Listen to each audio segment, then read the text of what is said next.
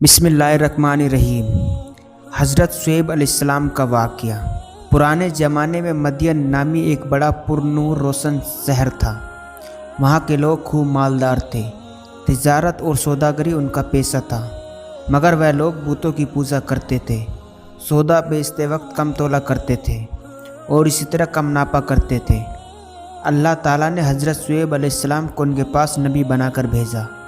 حضرت شعیب علیہ السلام بڑی نرمی، عزیزی اور پیار سے ان لوگوں سے کہنا شروع کیا، اے لوگو، تم صرف ایک اللہ کی عبادت کیا کرو، ناپ تول پورا دیا کرو، لوگوں کو ان کی چیزیں کم تولا کرنا نہ دیا کرو، زمین میں فساد نہ پھیلایا کرو، اور تم سڑکوں پر اس غرض سے مت بیٹھو کہ اللہ تعالیٰ پر ایمان لانے والوں کو دھمکیاں دو اور اللہ کی راہ سے روکو، اور اس میں قضی کی تلاش لگے رہو۔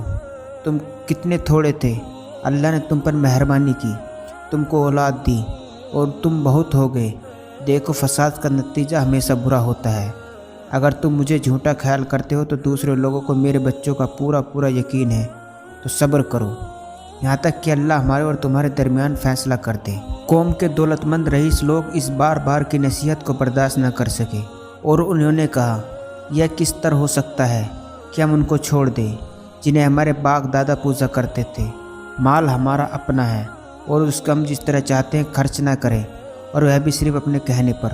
اور آپ ایسے سچے نیک کہاں سے بن گئے کہ آپ کی نماز ایسی باتوں کو حکم دیتی ہے؟ آپ جھوٹے ہیں، آپ پر کسی نے جادو کر دیا ہے۔ اگر سچے ہو تو آسمان سے ہم پر پتھر برساؤ۔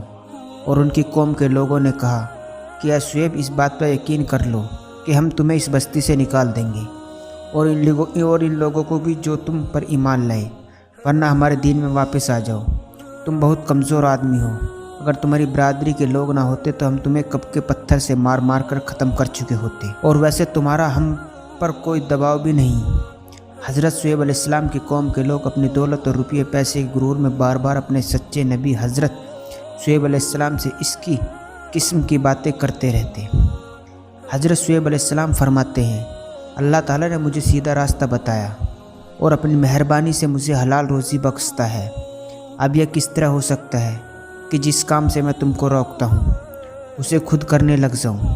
میں تو صرف تم لوگوں کا درست کرنا چاہتا ہوں اور صرف اللہ پر بھروسہ رکھتا ہوں۔ تم لوگ میری ضد میں آ کر ایسا گناہ نہ کر بیٹھنا کہ تم پر عذاب اتر آئے جیسے کہ تم سے پہلے لوگوں پر آ چکا ہے، بلکہ تم اپنے گناہوں کی معافی مانگو اور آگے کے لیے اسی کے حضور میں توبہ کرو۔ تم نے اللہ کو بالکل بھلا دیا ہے۔ کیا تم میری برادری سے زیادہ ڈرتے ہو اور اللہ کا خوف تمہارے دلوں سے اٹھ گیا ہے؟ میں نے اپنا فرض ادا کر دیا۔ اگر تم نہیں جانتے تو چند روز کے بعد تمہیں معلوم ہو جائے گا کہ جھوٹا کون ہے اور کس پر اللہ کا عذاب اترتا ہے۔ اللہ کا عذاب آ گیا۔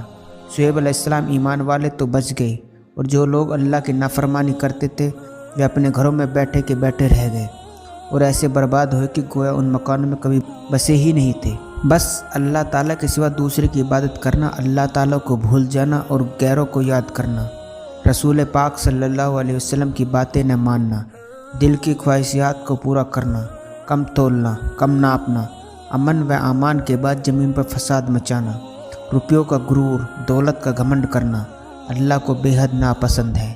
جو لوگ ایسا کرتے ہیں اور توبہ نہیں کرتے، صحیح راہ اختیار نہیں کرتے، آخرکار ایک دن ضرور سزا پائیں گے اور نقصان اٹھائیں گے۔